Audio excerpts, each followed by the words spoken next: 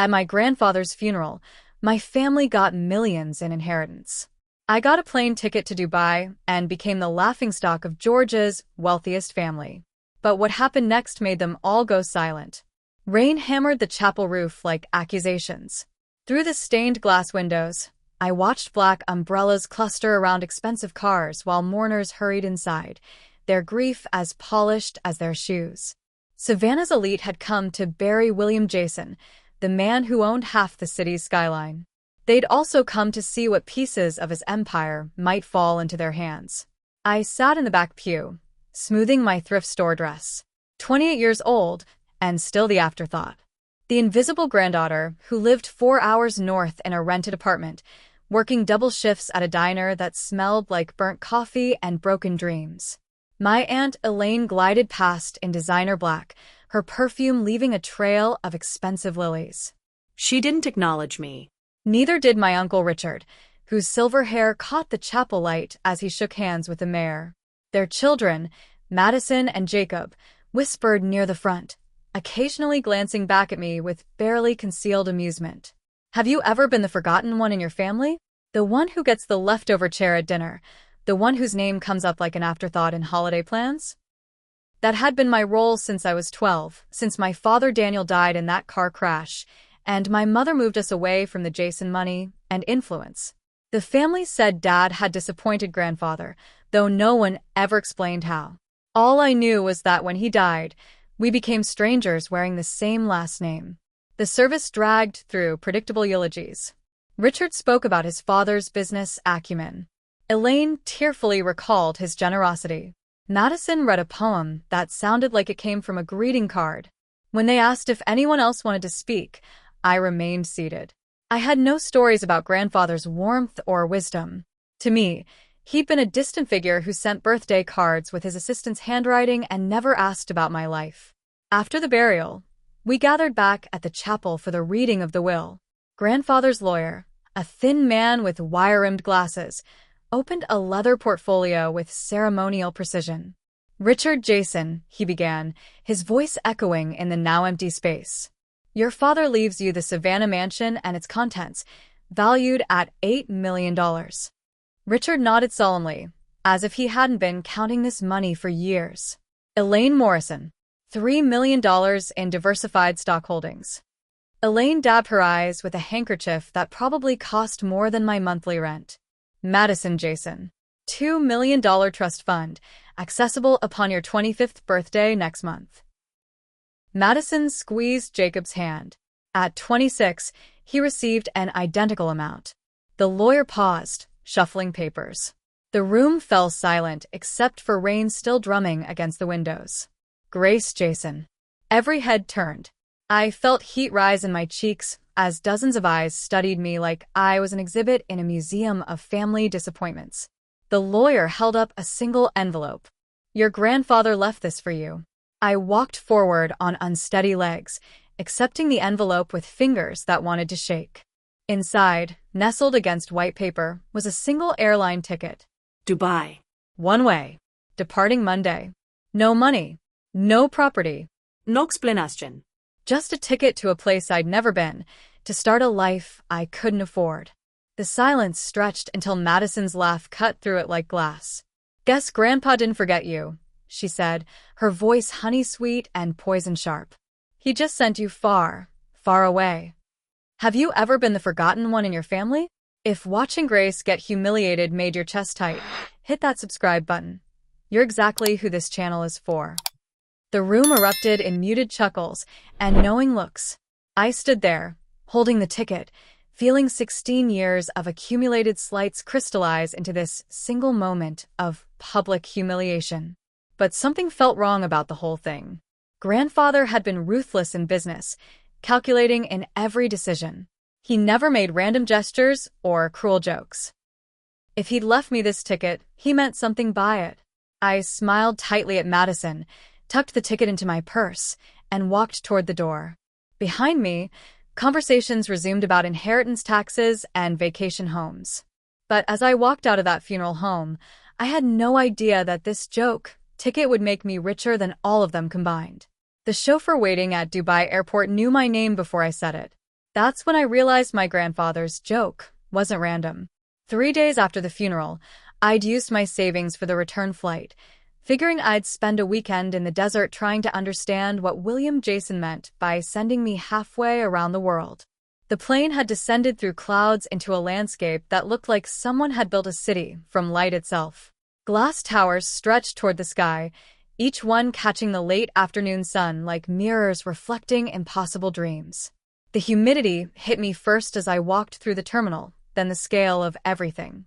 Marble floors stretched in every direction, and the ceiling soared so high it felt like a cathedral built for commerce instead of prayer. Back home, our biggest building was the courthouse, and it had 4 stories. What would you do if a stranger was waiting for you in a foreign country? The question had haunted me during the 14-hour flight, but now I had my answer. The man holding the sign with my name wore a crisp white uniform and stood perfectly still while chaos swirled around him. When our eyes met, he approached with the kind of confidence that comes from following precise instructions. Ms. Jason. He didn't ask. He knew. Without waiting for confirmation, he handed me a sealed envelope. The paper felt expensive, cream-colored with weight to it. In the upper corner, gold embossing caught the terminal lights. WJ. If you're already wondering what's in that envelope, you need to subscribe because this story gets absolutely insane.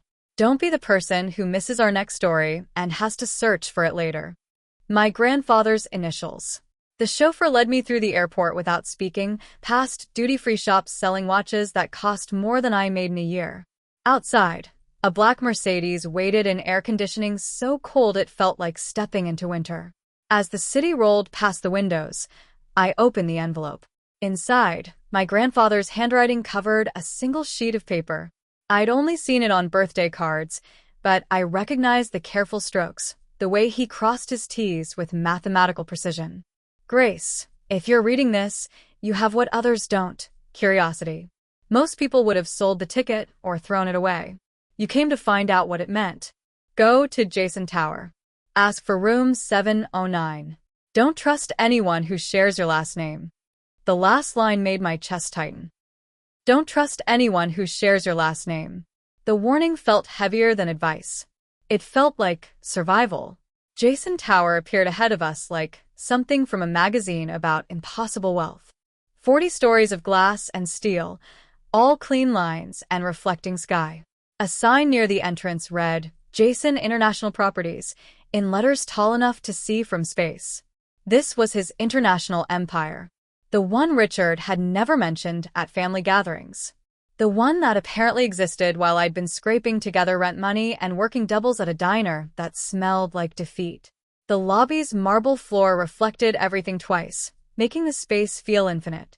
Palm trees grew in geometric planters, and water fell down one wall in sheets so perfect they looked like liquid glass. The receptionist, a woman whose makeup belonged on magazine covers, looked up as I approached. Ms. Jason. Her smile appeared before I'd even spoken. We've been expecting you.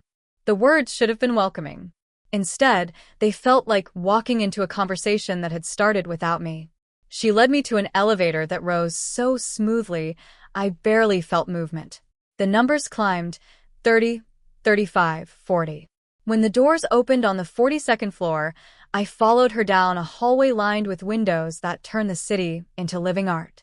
Room 709 turned out to be a corner office that commanded views in 2 directions.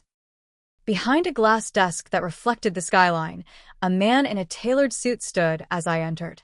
He was maybe 50, with silver threading through dark hair and the kind of stillness that comes from controlling things that matter. Ms. Jason. He gestured to a leather chair that probably cost more than my car. Your grandfather made me executor of a private account. One that belongs to you. I sat because my legs suddenly felt unreliable. I don't understand. He turned his computer monitor toward me. On the screen, numbers appeared in neat columns. At the bottom, highlighted in blue, a balance that made my vision blur. $447,300,000. That can't be right. My voice cracked like I was 16 again. It's very right, he said, his tone carrying the weight of absolute certainty. Your grandfather transferred these assets 10 years ago under a private foundation registered in your name. It's been growing since then, waiting for this moment. The room seemed to tilt. $447 million. The number felt too large for my brain to process, like trying to count stars or measure ocean depth. But before I could process inheriting $447 million, he said 5 words that made my blood run cold. He also left a video message. When my dead grandfather appeared on that screen, the first thing he said was, "Grace, I know the Jasons made you feel unwanted, but your father discovered something dangerous, and they killed him for it." The executor had positioned his monitor, so I could see clearly. My grandfather sat in what looked like his study back in Savannah, but the lighting was wrong, harsh and artificial. His face carried deep lines I didn't remember, and his hands trembled slightly as he gripped the arms of his leather chair. This recording was recent, maybe weeks before his death. If you're watching this, you followed the breadcrumbs I left. That means you have your father's instincts. His voice sounded weaker than I remembered, but his eyes remained sharp as winter glass. Daniel was the only honest person in our family. It got him murdered. Have you ever learned a family secret that changed everything? The words hit my chest like cold water, washing away 16 years of assumptions about my father's death. My hands found the armrests of my chair, gripping leather that suddenly felt slippery. The car accident that had defined my entire life, that had sent my mother and me running from Georgia, that had made me an outsider at every family gathering, it wasn't random. It was murder. Your father worked for me, but not the way Richard and Elaine thought. He was investigating our books. For months, he'd been tracking money that didn't add up. Offshore accounts, shell companies, money moving through channels that existed only on paper. The executive beside me remained perfectly still, but I caught him glancing toward the window, like he was checking for something in the street below. If you're still here, you're obviously invested. Prove it by hitting like.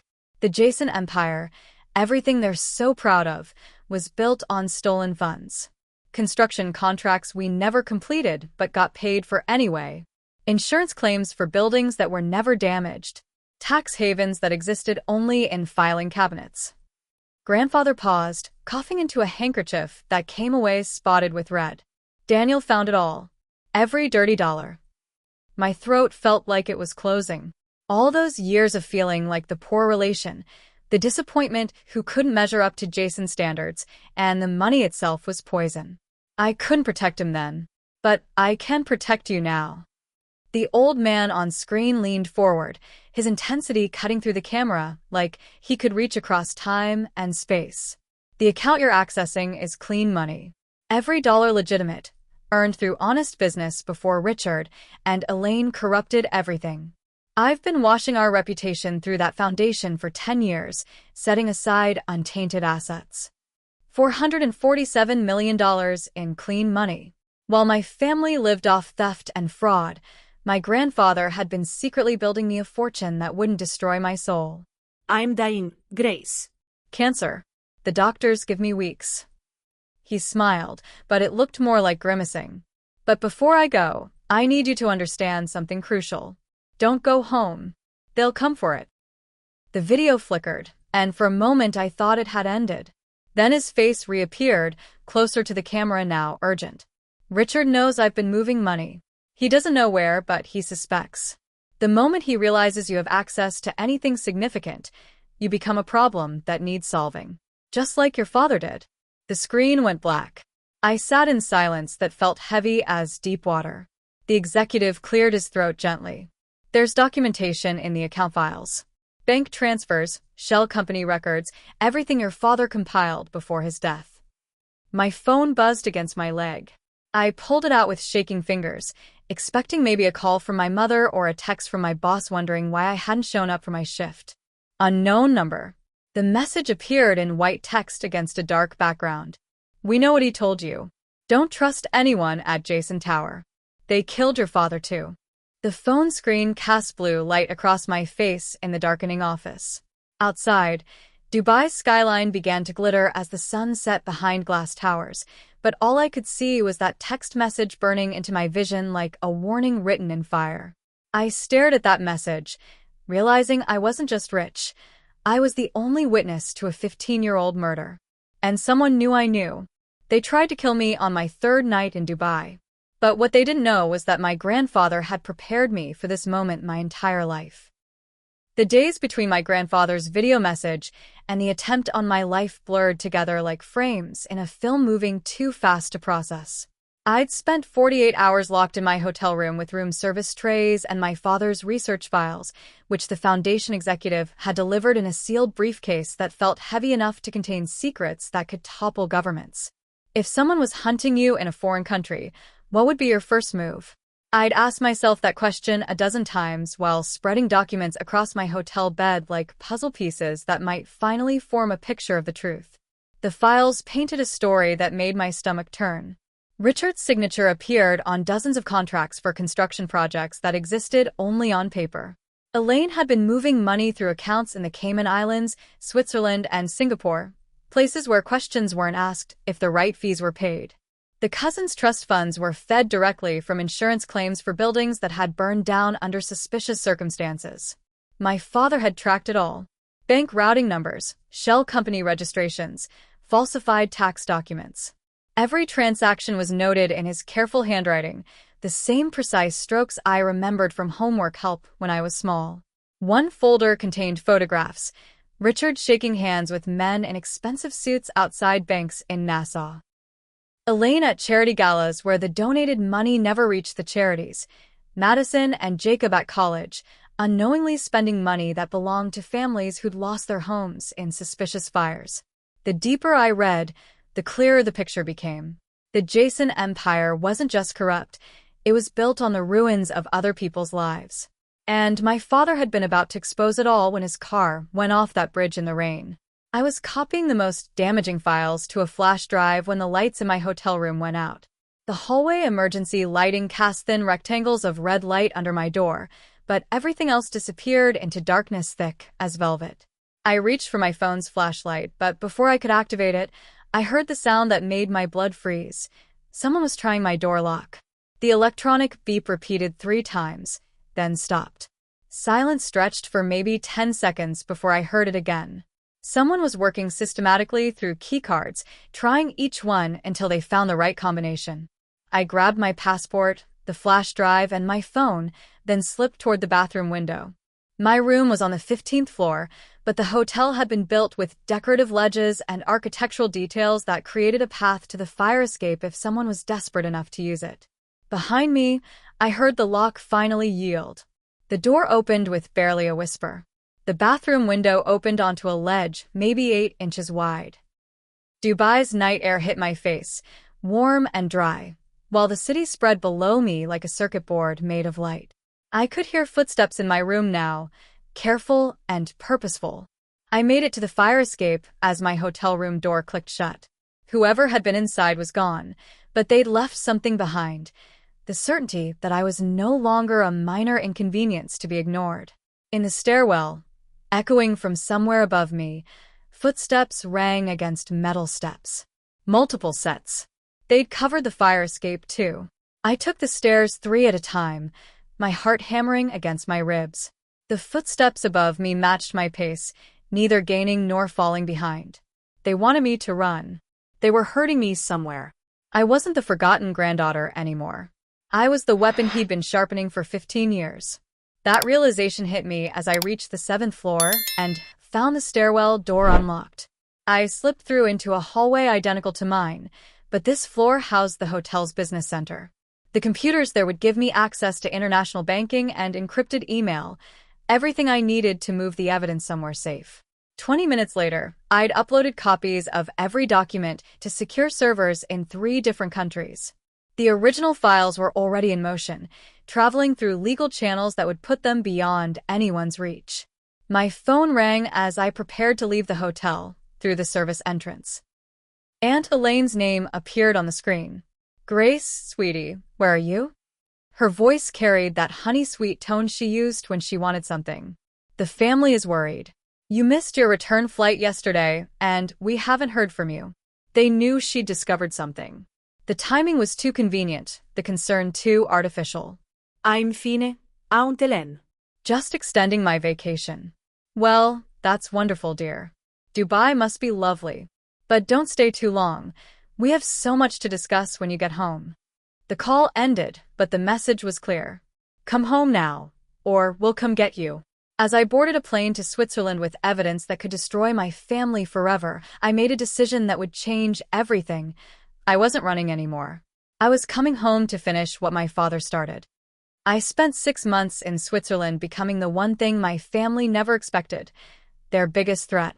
While they searched for me, I was buying their company out from under them. The law offices of Schneider and Associates occupied 3 floors of a building that overlooked Lake Geneva, like a fortress of glass and steel. From the conference room where I now held my weekly strategy meetings, I could see the water reflecting the Alps, each peak sharp enough to cut the sky. What would you do with evidence that could destroy your family's empire? For me, the answer had become clear during those first weeks in Zurich, when I traded my thrift store funeral dress for tailored suits that cost more than I used to make in 3 months. The acquisition of Jason Industries shares proceeds according to schedule. My lead attorney, Klaus Brenner, reported in accented English that made every word sound like a legal verdict. Through the shell companies we established, you now control 47% of outstanding stock. 3 more strategic purchases, and you achieve majority ownership. I nodded, studying the charts spread across the mahogany table. Each shell company had a different name, different registration country, different paper trail. To anyone watching the stock transactions, it looked like random international investors were slowly acquiring pieces of Jason Industries. No one would connect them to Grace Jason, the forgotten granddaughter who'd been shipped off to Dubai with a one-way ticket. My phone buzzed with an encrypted message from the private investigation firm I'd retained. Marcus Chun had built a reputation tracking corporate fraud across 3 continents.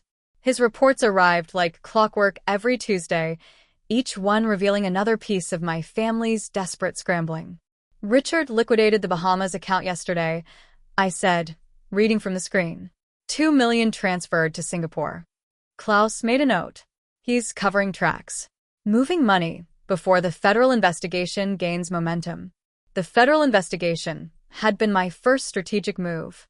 The evidence my father had compiled made a compelling case for the FBI's white-collar crime division, especially when presented through the proper channels by a Swiss law firm with connections to the Department of Justice.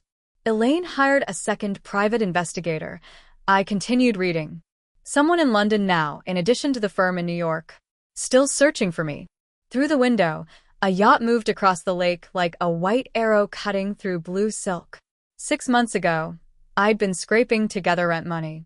Now I had investigators tracking investigators while building a legal case that would reshape everything my family thought they owned. My transformation hadn't happened overnight. The first month, I'd felt like an actor wearing someone else's costume. The designer suits felt foreign. The Swiss banking terminology sounded like a language I'd never learned. But gradually, the role became natural. Confidence built on preparation, and preparation required resources I now possessed in abundance. The media contacts? I asked. Briefed and standing by, Klaus confirmed. Washington Post, Wall Street Journal, CNN. They have preliminary information but await your signal to publish. The cousins, Madison and Jacob, remained blissfully unaware that their trust funds were disappearing into legal fees and cover-up costs. My investigators reported shopping trips, expensive dinners, a new Porsche for Madison. They lived like people who believed money was infinite, unaware that the foundation of their wealth was crumbling beneath them. Every night I returned to my suite overlooking the lake. I thought about that funeral. How they'd laughed when I received the plane ticket. How Madison had sneered about being sent far away. Soon, they'd understand what real power looked like. The psychological shift had been subtle, but complete. I no longer saw myself as Grace the outsider, Grace the disappointment. I was Grace the strategist, Grace the hunter, Grace the heir to my father's unfinished justice. My grandfather hadn't just given me money. He'd given me purpose. The legal machinery moved with Swiss precision. Federal prosecutors were building cases that would take years to unfold, but corporate acquisition happened much faster. Every week, Klaus reported another percentage point of ownership transferred to my shell companies. Richard and Elaine remained focused on finding me, unaware that I was systematically purchasing their power base. Klaus closed his portfolio and straightened his tie. The next board meeting is scheduled for December 15th. You'll need 51% by then to call for new leadership. We'll have it, I said, watching the yacht disappear behind an island dotted with expensive homes.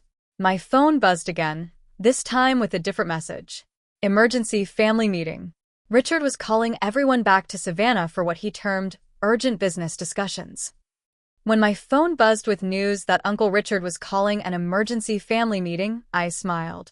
It was time to come home. But this time, I wouldn't be sitting in the back pew. I walked into the Jason family mansion for the first time in 15 years. But instead of begging for acceptance, I was there to deliver their death sentence. The black Mercedes pulled through the iron gates like a shadow returning to claim what belonged to it. Marcus, my driver, had instructions to wait exactly 45 minutes before calling the number I'd programmed into his phone. Timing would be everything today. The mansion looked smaller than my childhood memories, though it still commanded the hilltop like a monument to old Georgia money.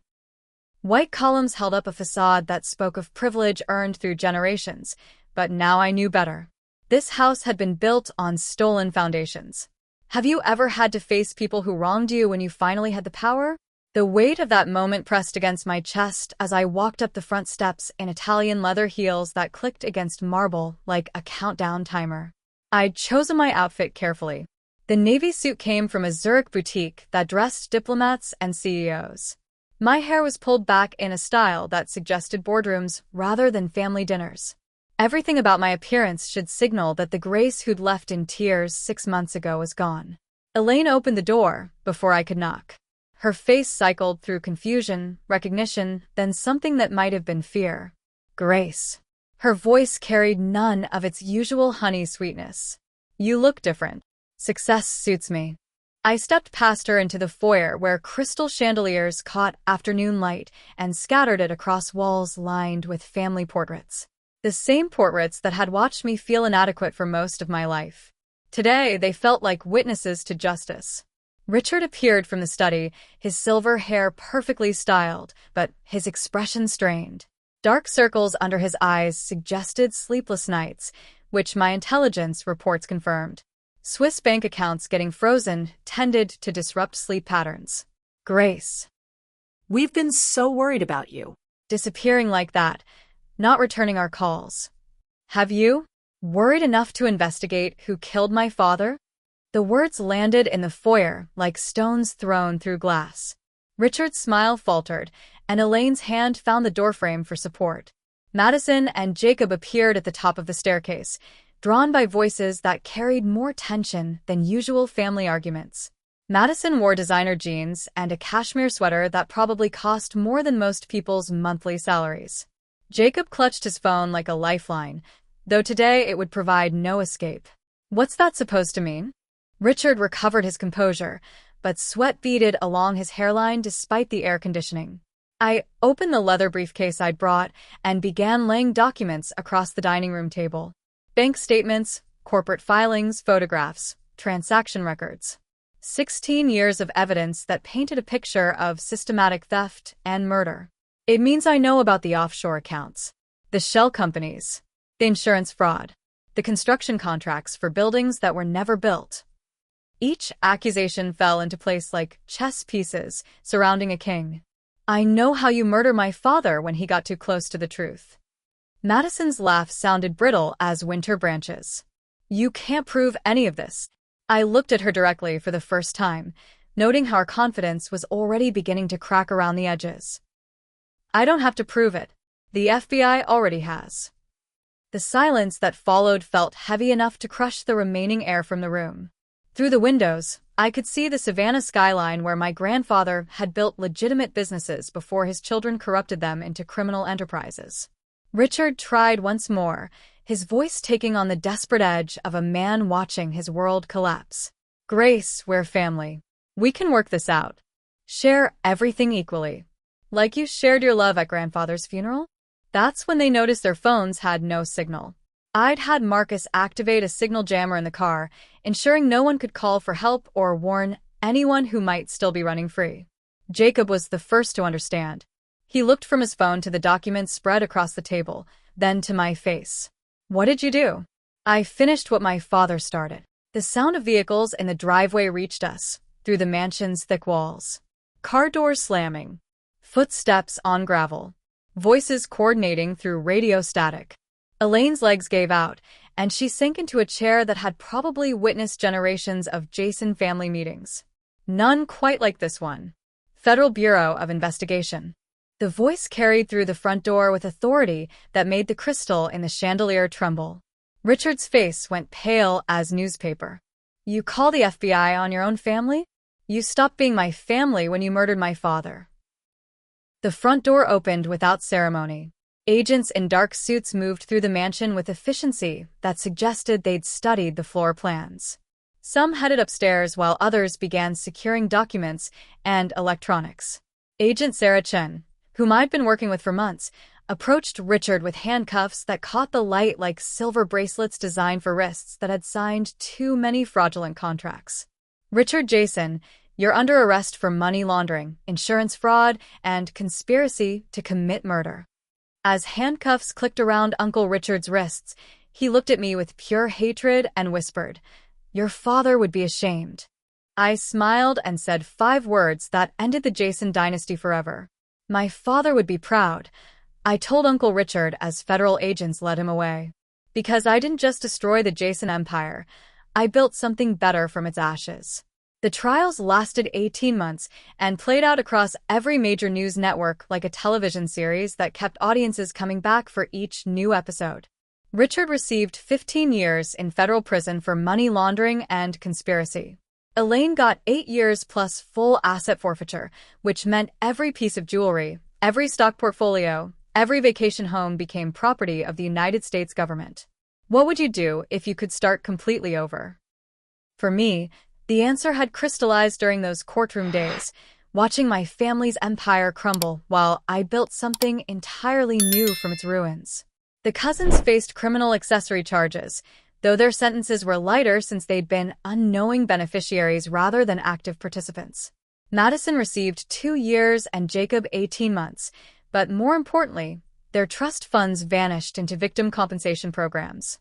The money that had paid for their cars and clothes and college educations went back to the families whose homes had burned in suspicious fires, whose insurance claims had been denied while Richard pocketed the premiums. The media coverage surprised me. I'd expected to be portrayed as the vengeful family member seeking destruction, but the narrative that emerged painted me as something different, a whistleblower who'd risked everything to expose corruption that had stolen millions from ordinary families. CNN ran a documentary called The Granddaughter's Justice. The Wall Street Journal wrote editorials about corporate accountability. Even international outlets picked up the story of the American heiress who'd chosen truth over family loyalty. But the real transformation happened in Savannah itself, where Jason Industries had operated from a glass tower that reflected nothing but its own success. The Daniel Jason Memorial Foundation occupied a renovated warehouse in a neighborhood that actually needed investment. The building's brick walls and industrial windows created space that felt open and honest, nothing like the marble and crystal displays that had hidden decades of theft. Walking through the foundation's offices felt like watching a different kind of power being born. The development team worked on affordable housing projects that would actually get built.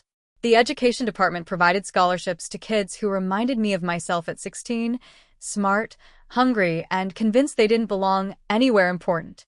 The small business division offered microloans to entrepreneurs who'd been shut out of traditional banking because their credit histories weren't perfect or their business plans didn't fit conventional models. My office occupied the building's top floor, but instead of isolated luxury, it featured glass walls that let me see the work happening below. From my desk, I could watch loan officers meeting with applicants, program coordinators planning community events, and administrative staff who earned living wages with full benefits, revolutionary concepts in the old Jason Industries. The contrast struck me every morning when I arrived at work. A year ago, I'd sat alone in the back pew of my grandfather's funeral, invisible and forgotten. Now I led staff meetings where 23 employees looked to me for direction on programs that would affect thousands of lives. The personal transformation felt as dramatic as the professional one. My Tennessee apartment, with its leaky faucet and neighbors who played music too loud, had been replaced by a penthouse overlooking the Savannah River. But more importantly, the shame that had followed me since childhood was gone. I no longer apologized for taking up space or questioned whether I deserved to be included in important conversations. The Foundation's mission statement, which hung in our lobby in my father's careful handwriting, read, "Protecting those who speak truth when silence would be safer." Every day, whistleblowers from around the country called our hotline, seeking legal protection and financial support while they exposed corruption in their own industries. 6 months after the trials ended, I discovered my grandfather's final message hidden in a safe deposit box that his will had specified should be opened only after Richard's conviction. The letter was brief, written in the shaky handwriting of his last days. "Grace, by the time you read this, you'll understand that you were never the forgotten granddaughter. You were the chosen one. I couldn't save Daniel, but I could prepare you to save everyone he died trying to protect. Use this power well. Make our name mean something good again." The redemption extended beyond corporate transformation. Savannah's business community, which had whispered about the scandal for months, now celebrated the Foundation's community impact. Former Jason Industries employees who'd lost jobs when the company collapsed found new positions at organizations we funded, often earning more money with better benefits than they'd received while unknowingly working for criminals. The ironic justice pleased me most on quiet afternoons. Madison now worked in our community outreach department, having applied for a position after completing her sentence. I'd offered her minimum wage and a chance to rebuild her life through honest work. She'd accepted both, which suggested prison had taught her lessons that privilege never could. Richard's seized assets funded a compensation program that had distributed over $40 million to fraud victims across 3 states. His Savannah mansion became a halfway house for people transitioning out of incarceration. His yacht was sold, with proceeds funding a maritime education program for underprivileged children. On the first anniversary of my father's death since learning the truth about his murder, I visited his grave for the first time without carrying shame. The headstone bore his name and dates, but now I understood they marked the death of a hero rather than a disappointment. But just when I thought my story was over, I received a call that proved some family secrets run deeper than even murder. And this one was about to change everything I thought I knew about myself. The DNA test results arrived on the anniversary of my father's death. What I discovered didn't just explain why my grandfather chose me. It revealed I was never really a Jason at all. The envelope sat on my desk between morning coffee and a stack of grant applications, unremarkable except for the laboratory logo in the corner. I'd ordered the test months earlier, during the trials, when something Richard said in his testimony had nagged at the edges of my memory. He'd mentioned that Daniel had special feelings for me that went beyond normal family bonds. Have you ever discovered something about yourself that explained your entire life? The moment I read those results, 28 years of feeling like an outsider suddenly made perfect sense. According to the genetic analysis, I shared no DNA markers with any member of the Jason family. Not with Richard, not with Elaine, not with the cousins. Daniel Jason, the man I'd called father and mourned for 16 years, wasn't my biological parent. My hands trembled as I reached for the sealed envelope that had arrived with the test results. The return address belonged to the same laboratory, but this envelope was thicker, marked "Additional documentation requested by client." Inside, a birth certificate I'd never seen before. Grace Elizabeth Morrison, born to Catherine Morrison and James Morrison, names that meant nothing to me initially. But a handwritten note paper-clipped to the certificate changed everything. James Morrison was William Jason's business partner from 1985 to 1994. Died in car accident 3 months before Daniel adopted Grace. Catherine Morrison died in childbirth. Legal adoption finalized through private attorney to protect inheritance rights. The truth reconstructed itself in my mind like a photograph developing in chemical baths. My real father had been my grandfather's business partner, the one who'd helped build the legitimate fortune before Richard and Elaine corrupted everything. Daniel had adopted me not just out of love, but to preserve my claim to the clean money my grandfather had been safeguarding. That's why the family had never accepted me. On some unconscious level, they'd sensed I didn't belong to their bloodline. That's why Daniel had been estranged.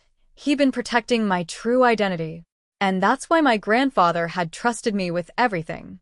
I wasn't the forgotten granddaughter. I was the rightful heir to the legitimate Morrison Jason fortune. My phone rang before I could fully process the implications. Marcus Chun, my private investigator, sounded excited in the careful way that suggested he'd uncovered something significant. Grace, I found something in the sealed court records. Richard's defense team tried to introduce evidence about your parentage. They claimed you had no legal standing to challenge the will because you weren't William's biological granddaughter. What happened to that evidence? The judge sealed it when Richard's lawyer couldn't prove their claims. But here's the interesting part. That lawyer was doing research 6 months before your father's accident. Richard suspected the truth about your adoption long before Daniel died. The final piece clicked into place. Richard hadn't just killed Daniel to cover up embezzlement. He'd killed him to prevent the truth about my parentage from emerging, knowing that if I ever discovered my real heritage, I'd have legal claim to the entire legitimate fortune. I walked to the window overlooking Savannah's downtown district. The foundation occupied 3 floors now, with expansion plans approved for the building next door. Below me, the lunch crowd moved through streets where my grandfather and my real father had once walked, building businesses they could be proud of. The phone on my desk buzzed with a text from Agent Chen. Additional charges filed against Richard Jason, premeditated murder, conspiracy to commit fraud regarding inheritance rights. Life sentence recommended. Justice, finally complete. That evening, I stood in my office as the sun set over the Savannah River, painting the sky in colors that reminded me of the Georgia peach. On my desk, framed beside my father Daniel's photo, sat a picture I'd found in my grandfather's papers, 2 young men in construction hard hats, smiling beside a half-built office complex. William Jason and James Morrison, my real father, partners in creating something honest. My assistant knocked and entered with the day's final report. The scholarship applications are ready for review. We received over 3,000 this quarter.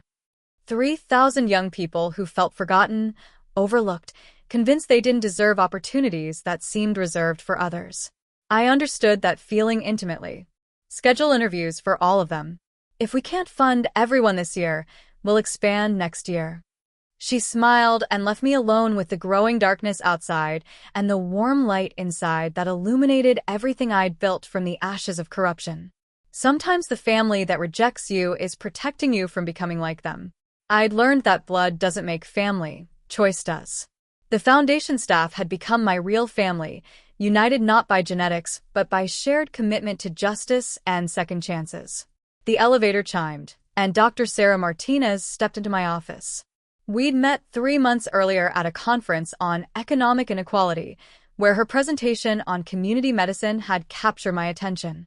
Tonight, she carried takeout from the Ethiopian restaurant we'd discovered together, along with the easy smile that had convinced me to risk opening my heart again. "Ready to plan tomorrow's housing project review?" she asked, setting containers on the conference table where I'd once spread evidence of my family's crimes. "Ready to plan everything," I said, meaning it. As we worked late into the evening, reviewing applications from families seeking affordable housing, I realized I'd found something better than the acceptance I'd once craved from the Jasons. I'd found purpose, love, and the power to ensure that other, forgotten, children would never feel invisible again. Now, when I fly over Savannah, I don't see the Jason empire that fell. I see the future I built from their ashes. And that future belongs to everyone they tried to forget. Subscribe to this channel because Grace's story proves that sometimes the underdog wins, and I have more stories like this.